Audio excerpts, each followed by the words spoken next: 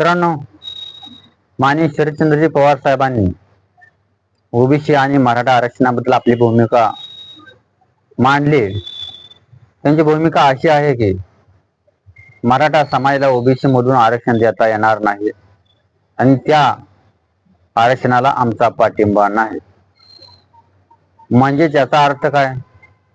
आजपर्यंत प्रत्येक राजकीय पक्षांची भूमिका होती तीच माननीय शरदचंद्रजी पवार साहेबांची भूमिका आहे.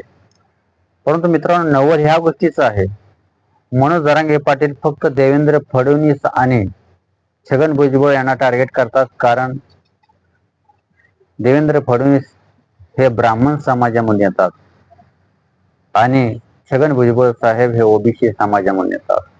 मित्रांनो, महाराष्ट्र अशा जातीपातीमध्ये विभागला गेला नाही पाहिजे. मित्रांनो, हा महाराष्ट्र वाचला पाहिजे. महाराष्ट्र हा देशाला दिशा देतो. हा महाराष्ट्र वाचला